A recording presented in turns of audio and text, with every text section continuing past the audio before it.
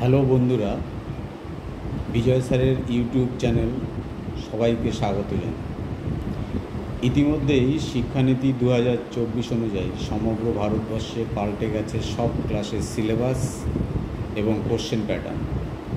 West Bengal higher secondary কাউন্সিলের উচ্চ মাধ্যমিক পরীক্ষাকে 4টে সেমিস্টারে ভাগ করা হয়েছে।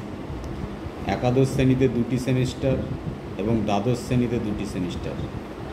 ইতিমধ্যে একাদশ শ্রেণীর ফার্স্ট সেমিস্টার এক্সাম হয়ে গেছে। কোশ্চেন প্যাটার্ন ছিল এমসিকিউ।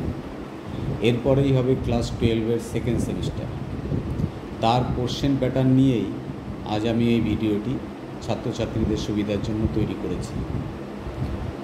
ছাত্রছাত্রীরা ভালোভাবে দেখে নিলে বুঝতে পারবে কোশ্চেন প্যাটার্নটা কীরকম হবে। 11-এর ফার্স্ট সেমিস্টার ছিল পুরোটাই এমসিকিউ, কিন্তু এখন এসিকিউ এবং ডেসক্রিপটিভ দুটোই থাকবে। যেমন প্রোজ থেকে থাকবে টোটাল 10 মার্কস, তার মধ্যে শর্ট কোশ্চেন 2টো থাকবে 2 নম্বরের, ডেসক্রিপটিভ কোশ্চেন থাকবে একটা 6 নম্বরের।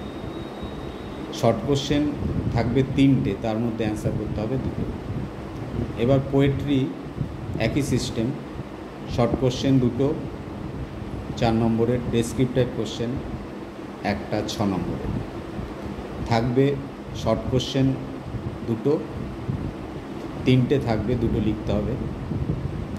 এরপরেই র্যাপিড রিডার আগেরবার বলতে ফার্স্ট সেমিস্টারে ছিল এমসিকিউ, এবার কিন্তু একটা প্রশ্নমান 5 লিখতে হবে। আর গ্রামারটা টোটালটাই নন টেক্সচুয়াল গ্রামার, প্রশ্নমান 5 থাকবে। ফিল ইন দ্য ব্ল্যাঙ্কস থাকবে 6টা, হাফ নম্বর করে।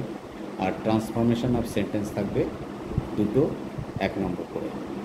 পরবর্তী ভিডিওতে আমি বলে দেবো ফিল ইন দ্য ব্ল্যাঙ্কসে কী থাকবে, ট্রান্সফরমেশন সেন্টেন্সে কী থাকবে। রাইটিং স্কিল লিখতে হবে টোটাল 10 মার্কসের, একটা 10 নম্বরও দিতে পারে, আবার 2টো 5 নম্বরও দিতে পারে। পরবর্তী ভিডিওতে আমি বলে দেবো রাইটিং স্কিল কী থাকবে। ইংলিশ সিলেবাসের ডিটেল কন্টেন্ট নেক্সট ভিডিওতে আমি আবার পাবলিশ করব। ভালো করে এগুলোই মন দিয়ে দেখে নাও।